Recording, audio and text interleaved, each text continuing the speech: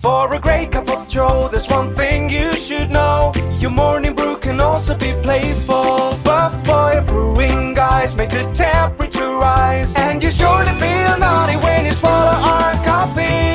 If you want some real heat, give your mouth a fine treat. You will want some more, rest assured. Buff Boy Brewing, you can't get enough of. It's time for The Scribble, your weekly fix of celebrity chats, bizarre stories in the news, and basic random chatter with best-selling author and syndicated radio host Jeremy Bradley. Make sure your seat is in the upright and locked position and your barf bag is securely in place. Here's Jeremy Bradley. Thank you very much, Larson. Jeremy Bradley here. This is The Scribble. Thanks for tuning in, and is it too early to say Merry Christmas? Well, Happy Holidays. I don't even, just whatever you celebrate. See, this is the predicament that we get into every year now, right? Because there's, what do they call it? It's the, the War on Christmas. Thank you. The War on Christmas. Is it offensive to say that word? That's the problem these days, right? That's the thing. If somebody wished me Happy Hanukkah, I am just pleased that they're wishing me well. Or if even somebody says, like, actually, I did have a friend who'd called me and said happy birthday in April. My birthday's in August. But I was just like, oh, thanks. And I kind of played along for it. He's like, so what are you doing today? And then I kind of just laughed. I was like, it's not my birthday. But I mean, I wasn't offended. I wasn't like, you idiot. My birthday's not for months. You don't know me. But no, it's just, you're thinking of me and you're wishing me well. How could I be mad at that? There you go. I'm starting off the show on a positive note, ladies and gentlemen. How often does that happen? And the reason I'm doing that, I'm in a good mood because I've had some laughs. Our guest today is the iconic, the legendary Marie Osmond, and we were just talking for a few minutes before the show started. It's going to be a gong show. I almost want to just cut the crap here right now at the beginning and just bring her on, but we've got to pace ourselves. We've got things to do. We've got to cover a couple bases. Then we'll get to Marie. Hope she's going to be waiting on the line. I know she will be. But Marie has a new Lifetime movie that's out tonight.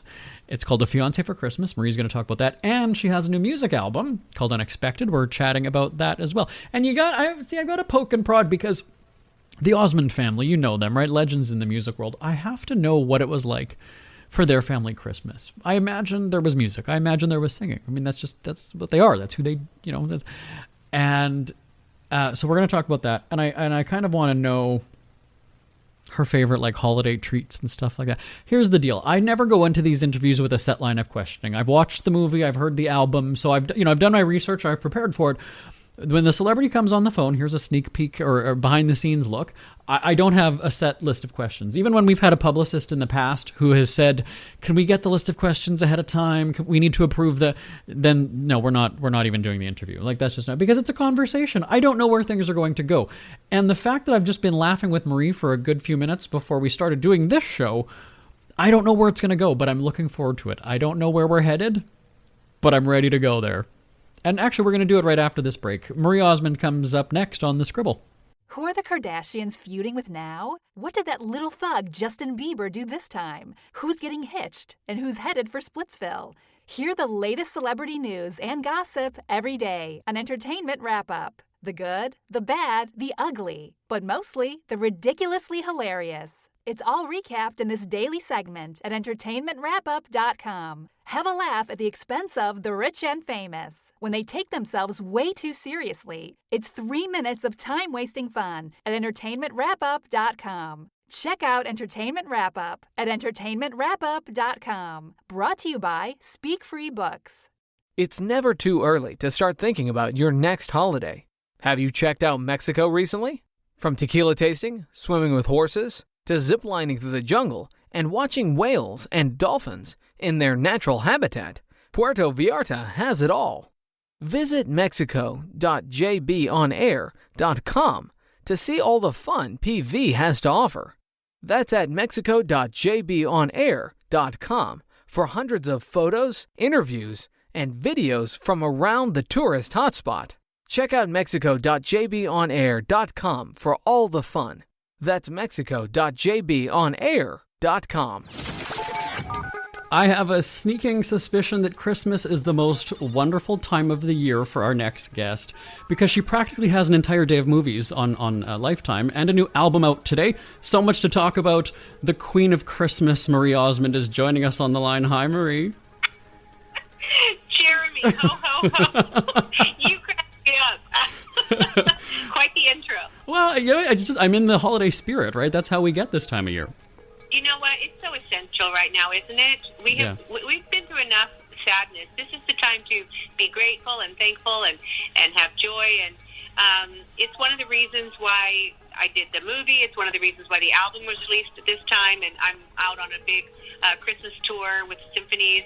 And so it's a time to give back. And, I was in that residency for 11 years in Vegas, but, it's 5 nights a week and it locks you down. And so now I have a little more time to do things like the film and do some producing and travel a little bit. So it's been super fun. Yeah. So the film you're talking about, A Fiancé for Christmas, I watched it last night, and my first thought was, how has Marie Osmond not aged? And I oh my God. Can I ask that? Did she hang up? She hung up, didn't she? You were so funny. So, first person that I have talked to that's watched it. Oh, okay. Well, see, because I care, Marie. This is what it is. I care. I do. You do care. Yeah. You're so funny. There's. No, you know what? There's a stereotype with holiday movies. It's the two main characters and fluff around them. And one of the things that I loved about this script and why I wanted to produce it is, my acting, you have to start somewhere. I think this one's much better than the one before. But I love the character. She's this anthropologist, a little, out there. And, but all the characters are fun, and it's a funny little show with twists and turns and plots. And I was so thrilled that Lifetime loved it, and that they actually hired me the third year to do their commercials for them for Lifetime Dish. So it's been a great relationship with them, and they're wonderful people to work for. And one thing we know is that they're Christmas movies. There's always some new plot or twist, right? When it comes to other TV shows, we say that we've seen it all, right? Everything is just a remake of this or whatever. I mean, this is really a millennial kind of a story, isn't it? Well, I thought it was. Did you laugh? Did you enjoy it? Death by Scone. What does that mean? So the strawberry, the allergy to... Marie, you haven't even seen the movie, have you?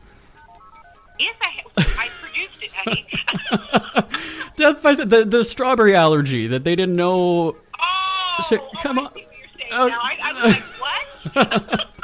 Honey. Yes, you did watch it, didn't you? Oh, I'm being quizzed. All right. No, I just the concept or the premise of the film. I mean, I think we all have that friend who blames their cat or dog for being single. That's got to be the oldest excuse in the book. Right.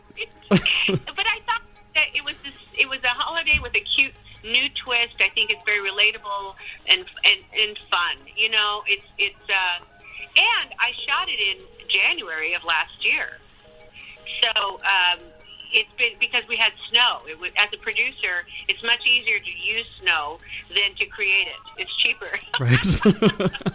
And there were some really beautiful places in the film that we got to use too. Absolutely. Okay, so let's talk about the storyline. So you've got the single doctor.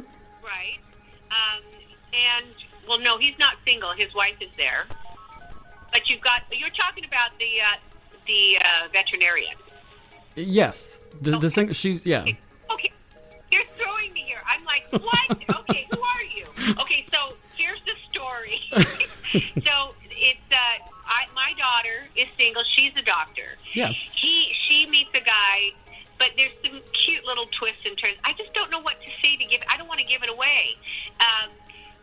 She meets this guy. There's some twists and turns. The mother is unique.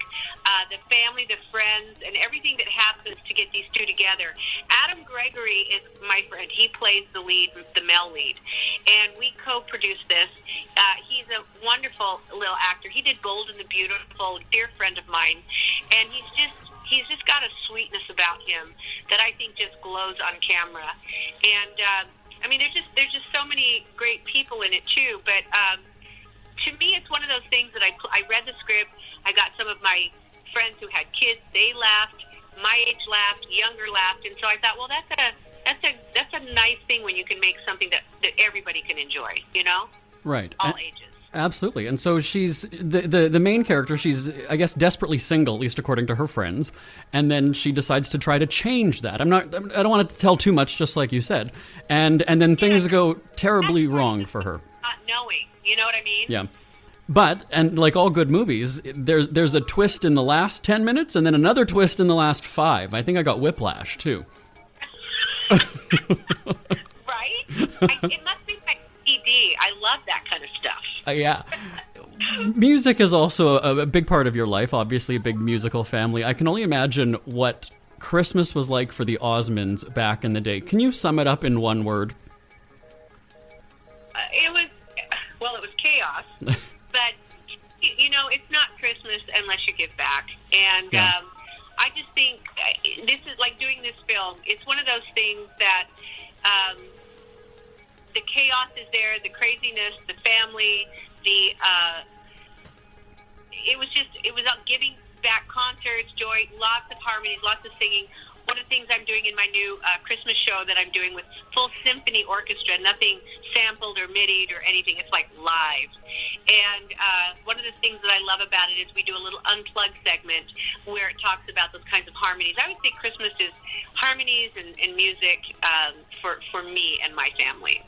Isn't it interesting? I think that as we get older, it's obviously less about the presents, it's less about the food, it's more about that time together. And then music obviously just has it's something that we all connect with. We've got an emotional connection from our childhood. And then as we get older, we appreciate it. I remember my mom and the Boney M tape. I was like, oh my, as a kid. And now you have an appreciation, right? All these years later, it's kind of like when I hear those songs, I think of my mom,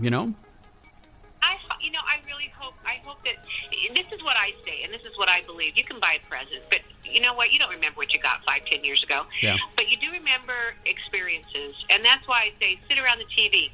To do this film, it creates an experience. Sit with your family and talk about it. Go out to a show.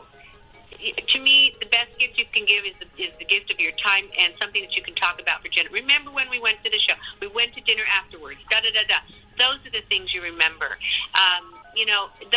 I love creating experiences, and at this stage of the game, really, it's not about, I've got to be out there. It's just, let's do something if it's going to make a difference. This album that's coming out, Unexpected, 17-song album, Prague Symphony, full orchestrations, every song on there, there's a reason that I recorded it, from Puccini's Nessun Dorma to On My Own from Les Mis to P.E.A.G.U. to, Lascia, which is from Handel, Flower Duet. I heard it from The Mission, and I do a duet with myself in opera. So it's not just opera, it's the Great American Songbook as well. Just really fun songs on there. That's all I want to do at this point in my life, is do things that can hopefully bring joy. And like you said, it's entertainment, music, things that create experiences. The title is Unexpected. What's the story behind the name? Well, Unexpected was written by, it's an Andrew Lloyd Webber song, and it's a beautiful love song. But as you listen to the words, and I'll be doing it in my concerts, it's really my thank you to all the people that have been my fans for 6 decades. And they're the reason I'm still here. It's sure not me, it's them. And it really, when I first heard it, it kind of brought a tear to my eye. And I went, this is the song I want to sing to all of my fans. And it's just, and it's weird because it kind of starts out with that little bit of a country, whatever, and it moves right into the very end, which is a kind of an opera note. And so it's vocally challenging song. But I never could have done anything like this if it weren't for them being brilliant for me, truly. Absolutely. We're almost out of time, but let's do some very quick Christmas hits, all right? What was your favorite Christmas movie as a kid? It's a Wonderful Life. Okay. How early do you put up the tree, and when does it come down? Went up yesterday, and it'll be there when I come home. And I keep it up through January because I'm on the road, and so I don't get to enjoy it for the month of December. Okay. A snowy, cold Christmas or a Las Vegas desert Christmas? I like snow. And then afterwards, I like to go right back to the warm. Eggnog or apple cider? I like both. And finally, Donny Osmond, naughty or nice? Well, we know that one already, don't we? You got me there. All right, so the album is called Unexpected. It is out today, everybody, so check it out. And then let me get to recapping all of your Lifetime programming. A Fiancé for Christmas is tonight at 8. Before that at 6 is Road Home for Christmas. And then at 10 is the Christmas edition. And if you miss A Fiancé for Christmas tonight, you can catch it again December 18th at 4 p.m. and December 27th. Marie, you stop working so much. I can't keep doing this, okay? You know what? I left Vegas because I was working 5 nights a week, and I have more free time now than I did then. And, I'm doing a Christmas tour, but I'm not working all year doing that. I have a movie coming out, which it gives me time to be able to do a film like that. It's the time that and I can go to my grandkids' football games. And so life is beautiful right now. I feel such joy and appreciation, and I know everything's kind of out at once, but you know what? I hope people have a great holiday season and that it brings a little Christmas joy to everyone. Absolutely. The Queen of Christmas, Marie Osmond. Thank you so much for joining us today. You're so cute. Well, thank you so much. You are a joy to talk to. You're so fun. Oh, thank you, Marie. Well, hopefully we'll talk again soon. And you know what, too? Let me just give one more shout out to Amanda Payton, who plays the lead role. This gal plays my daughter. Brilliant talent. She's wonderful in this film. Isn't she, darling? She is. Is she actually a cat lady in real life, though? I don't know, but I know the writer was. Oh, there you go. Oh, Marie, we could talk all day, but I know you have to go and we have to go as well. Thank you so much. Merry Christmas to you. Merry Christmas to you, too. Thanks very much. Ever had something to get off your chest but never had the balls to say it? That's a load of crap. Speak Free with JB.com is exactly what you've been waiting for. Your chance to tell it like it is and not care what anybody else thinks. Have your say on issues of the day. Join newspaper and radio columnist Jeremy Bradley as he tells it like it is. Hundreds of thousands of people have stopped by, including some well-known celebrities who have had a chat with JB and speak candidly about what's really going on in the world. You can join them too. Have a rant or a rave. Be brave and head on over to www.speakfreewithjb.com now. Jeremy Bradley here, back on the scroll. My stomach hurts. I just can't. Marie Osmond. See, the funny thing is that we could have sat and talked all day, but the problem is, again, here's more of that behind the scenes info, is that before we get on the line, before we do this, somebody is connecting the call and says, you've got 8 minutes, you've got 10 minutes, whatever it was, okay? They were already late calling in for the interview. And so sometimes when that happens, that means that your time is taken away. So if we initially had, let's say, 15 minutes and they're 5 minutes late, you now have 10 minutes. You do the math on this one, okay? And so they were actually about 25 minutes late. So I'm expecting that they're going to call in and then they're going to go, all right, you've got 4 minutes, go ahead. And it's like, how do we can't cover it. Just 4 minutes, just might as well hang up. Like, there's no sense to it. And Marie had then come on the line and she's like, well, how long do we have? I said, they told me 10 minutes. And she's like, you know what? If you need more, let's just go more. And we hit it off right from the very beginning. So she's my new BFF. That's what you call them, right? So, yeah, Marie Osmond is my new favorite person. But, you know, it gets you in the holiday spirit talking about things like that. You know, the favorite holiday movie and treats and whatever. And it's kind of funny because I was sort of alluding to, I mentioned, the Boney M tape that my mom listened to all the time. And it was, I hated it. But then when you're an adult, that you kind of sit there now when I'm walking through a mall or if I'm, wherever I am and I'm hearing Boney M songs, I don't sit there and go, oh, that's right, that's my mom. Now, because I'm just more mature, I'm kind of like, it takes me back to being a kid at Christmas. I think Christmas was just more fun when you were a kid. That's what I also don't like about going to my family get-together, is that it's like Christmas, oh, it's for the kids. No, we're adults. Now is the time where we can have a drink, we can play some games, we can, it's not, I don't accept that a holiday is for kids. Maybe Halloween or something, fine, but I don't see Christmas as being a holiday for kids. They want the presents, the adults want the companionship and the having a drink, just the socialization of it. And so that's where I'm sitting going, why are we catering to the kid? Like, there's so many adults in our family. We're just, I want to have some fun. And so full circle moment here with Boney M, back to that, was that a few years ago now, they were performing a Christmas concert in my hometown around Christmas. And so something that I would always do with my parents, once I moved out of my house, my parents had said, my mom mostly had said, well, we don't see you anymore. You know, so I thought, okay, here's what we're going to do. One night a year, that's the most as I could commit to.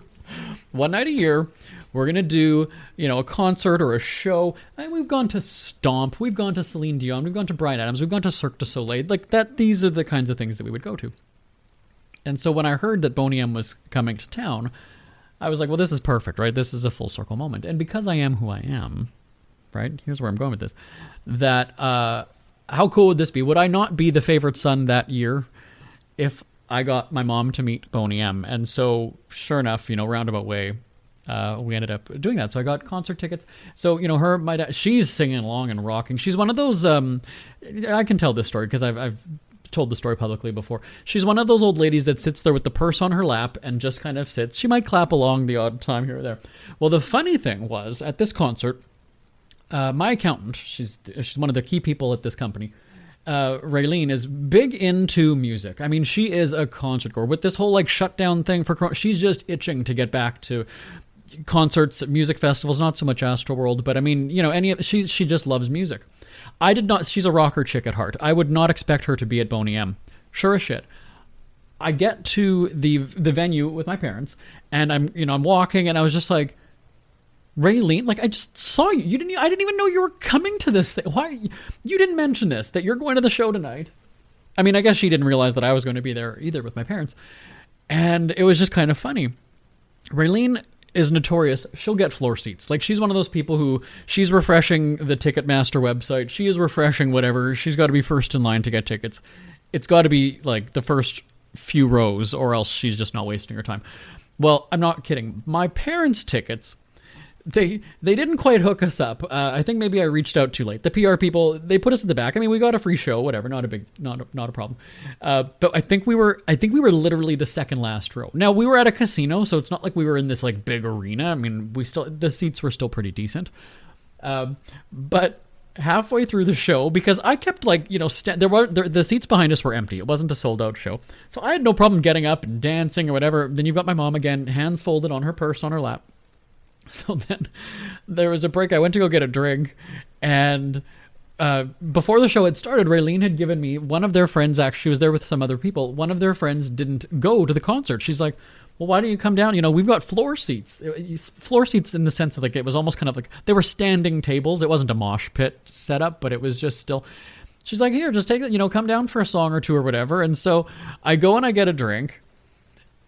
I didn't return to my actual seat for probably about 20-25 minutes. I kind of think I skipped out on the concert with my parents because Raylene's sitting at the area or standing there where, you know, you're dancing and people are clapping and singing along. Not in the old folk section in the back where they're kind of like, can you stop clapping? I can't hear the music. It's just, you know, I can't stand up and just like, oh my God, you're at a show. There's nobody behind you. This is the time that you can stand up and clap. You don't have to worry about obstructing anybody's view. And so, yeah, so I went to a Christmas show with my parents and I totally bailed on them because I'm a good person, everybody. That's why I do things like that. So tell me if you have any interesting memories, things like that with your parents where, you know, you're just sort of like, you know, you're cramping my style, whether it's for the holidays or not, I guess. But certainly, you know, there's also those times when you're a teenager, right? My mom was always big into like, oh, I want to go listen to a choir. Let's go to a show. And I mean, as a kid, you're sort of just dragged along because you can't stay home or, you know, whatever it is. And you're just like, boy, we went to the symphony. Oh God, this was, I can't even tell you. I don't know how old I was. I was maybe, oh geez, 7 or 8 years old. If it was musicals, like when we went to see The Wizard of Oz when I was a kid for my birthday, I loved that. Like that was just more fun. The symphony, I mean, you're kind of just listening, you know, it sort of just puts you to sleep if you're not into it, right? If you're a young kid or if you're just somebody who's sort of dragged along. I could see how it's, you know, it's dark, the music can be soft unless there's the big cymbal crash or something. So I remember, yeah, we went there as a family, and I've got 2 older brothers that were big into like taekwondo and hockey and whatever. I know that my brothers didn't want to go to this thing either, but for some reason it turned into a family thing. And I know that at least 2 of us, two of the sons, ended up falling asleep. I don't remember which brother it was or what happened with the other one, but it was just, wow. And this is before the days that you can distract yourself with a cell phone or whatever it is. It's not like we could escape and go like, I'm going to the bar. I'll come back in 10 minutes because, you were there with your family. You just sort of had to wait it out. But anyway, send me an email. live@jbonair.com. live@jbonair.com. What sort of traditions do you have? I feel like I don't even know if we're going to be talking about Christmas next week, right? Because we might have a celebrity interview pop in that's not related to Christmas. I don't know what's going to happen.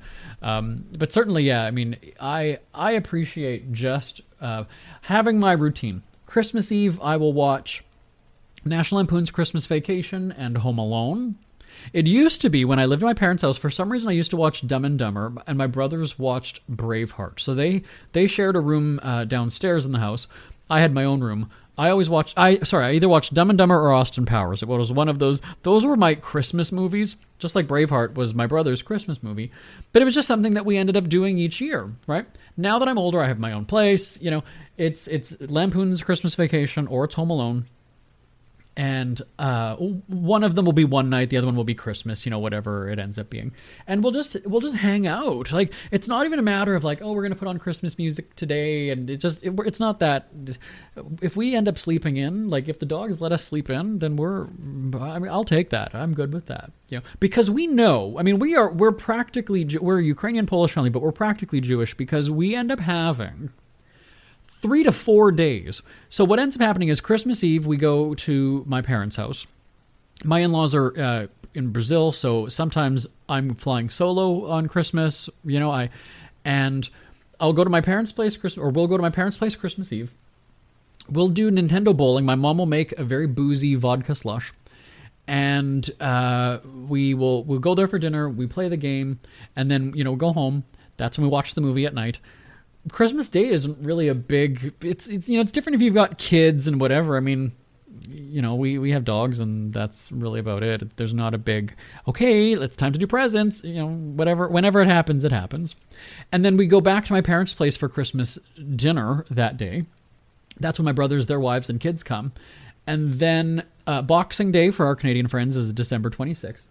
One of my parents' side of the family, so either my mom's side or my dad's side, will have a family get-together. And now we're talking everybody when it's allowed. It's, 30, 40 people at a house. And then the day after that, or it might even be 2 days later, depending on how the calendar falls, it might end up having to be a weekend. Then the other side of the family. So if we did my mom's on Boxing Day, then it's my dad's a couple days later. So we do stretch it out for 3 or 4 days. So now you can understand where I just have a low-key Christmas morning. It's not even, we're going to eat so much crap over the next, couple of days. We already started it the day before by, the boozy slush and whatever. So, and then when you get to a certain age, I'm 39, but I'm sounding so old already at this point. The body I'm just like, you used to be able to stuff your face, right? There's the Christmas chocolates, there's the eggnog, there's the dip, there's the chips, there's the turkey, there's the gravy, there's the stuffing, there's the whatever. Now my body is like, I'm tapped out. We're maxed out. I can't do this. It's just too much. So anyway, send me an email live@jbonair.com, live@jbonair.com. I'm just wondering, I hope I'm not double dipping on these stories that I'm going to be telling you. I should write down what I've already said to you for Christmas. Yeah, because it's just one of those, one of the things I was going to mention to Marie, I didn't get around to it, was that, there's these holiday movies that start for a good month and a half before Christmas. But there's people who watch the Christmas movies all year round, right? Isn't there a station? Isn't there a channel? There's a network. Is it Hallmark? There's somebody tell me the name. We're not going to get to it. We've got to go already. But, there's just something about watching a Christmas movie. Like, I've often wanted to do that. We actually did something similar one year. We're very creative in my house, my husband and I.